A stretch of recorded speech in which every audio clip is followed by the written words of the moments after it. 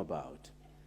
Classes were built in secondary schools, and this regime chose to have our children continue learning in their primary schools, even though junior secondary school. So we have a great shortage of classrooms in these schools, yet the classes where they should be carrying out their studies are left in secondary schools, Honorable Speaker. This regime ought to have looked at this thing in depth before making that decision to continue having them in the existing primary schools. It creates an imbalance, Honorable Speaker. You have very young children in Standard 7 wearing trousers and blazers, amidst other students who are putting on shorts. Even those who are in Standard 8 are putting on shorts, yet their juniors in Class 7 are putting on the trousers and blazers, Honorable Speaker. This kind of imbalance ought not to have taken shape.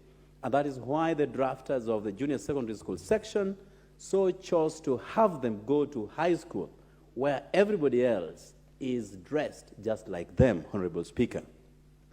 I noted with great dismay that even though there are 14 compulsory subjects and other elective subjects that come to about 8, so 22 in number, only one teacher is plugged into a junior secondary school.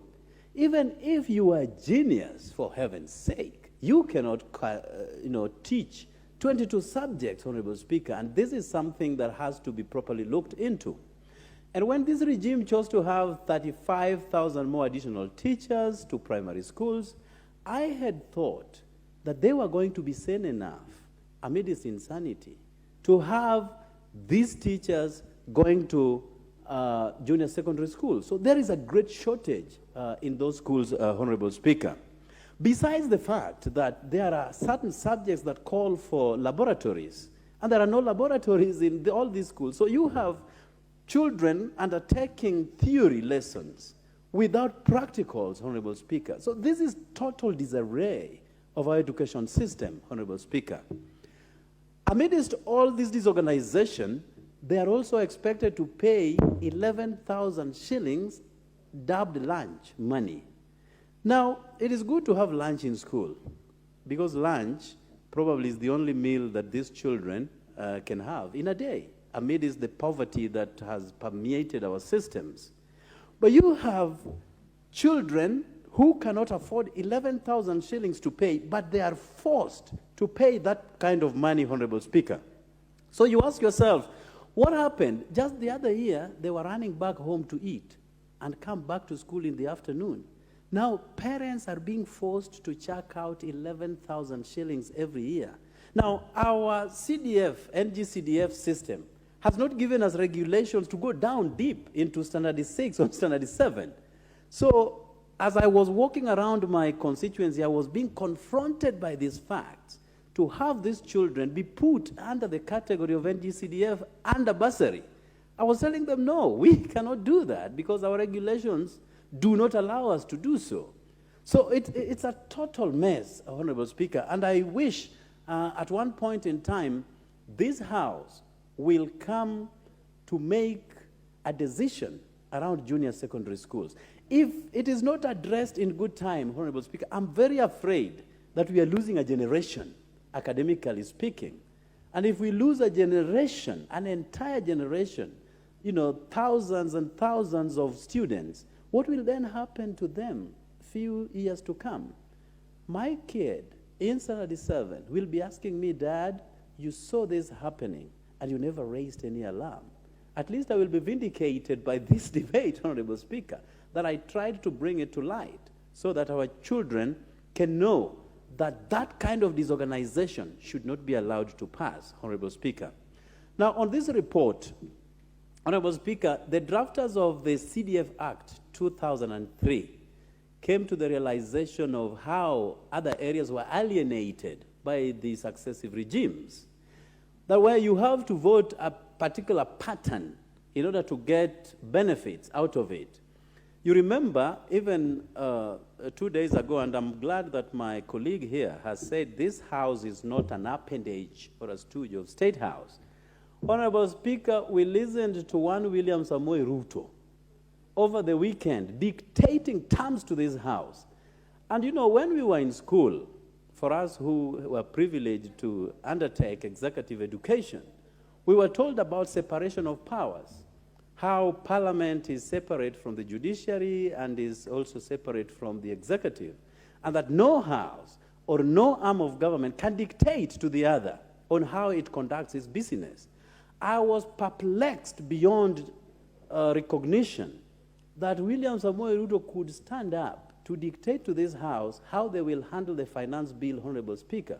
What happened to the independence of these institutions? What happened to the matter of argumentation? Because you have to argue. A president, so he calls himself, cannot dictate to this House how we conduct our businesses. And if that was, to threaten certain members of this House to vote a particular pattern, then I'm very afraid that they are just starting. You never know how much they would want to push in the next few years.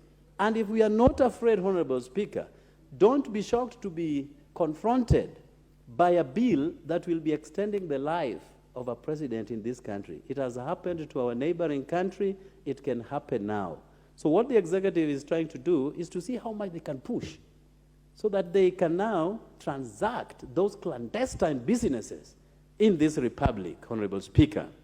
Now, the drafters of our NGCDF, fully recognizing that there are issues that needed to be addressed in schools, with our security, with our sporting culture, and many others, came up with this NGCDF. And one thing that I really appreciate them for is how transparent issues of CDF are, Honorable Speaker. This is one money that if you have to reallocate, then you have to seek permission. Unlike devolution, where, it is at the disposal of a governor and his cabinet to choose as and where money goes without seeking any approval from anybody, Honorable Speaker. Our money is directly plugged to projects. And how I wish that even those who were carrying out the devolution as an act of Parliament and infusing it within the Constitution, borrowed from this system, that money must be plugged into a project. That is how issues of corruption are nipped at the bud, Honorable Speaker.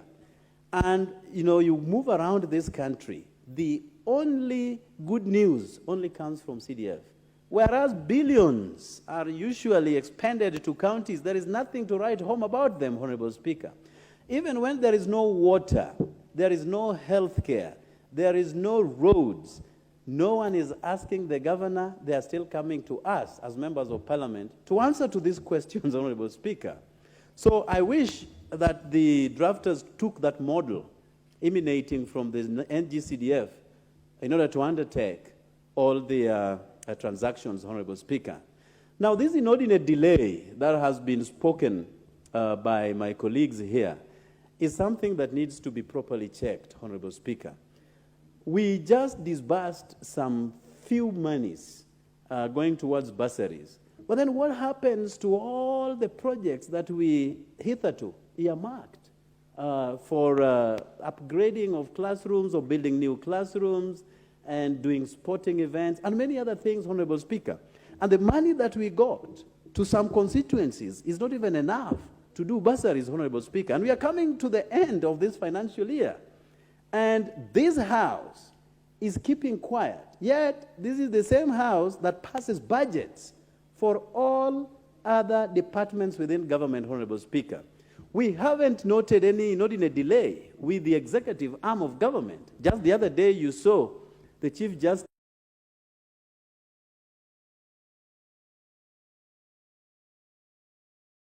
Parliament, we have to beg. You have it. Thank you. I thank you very much, Honorable Speaker.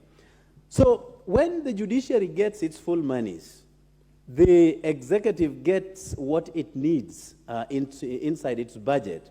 And all those monies come from appropriation from this House, Honorable Speaker.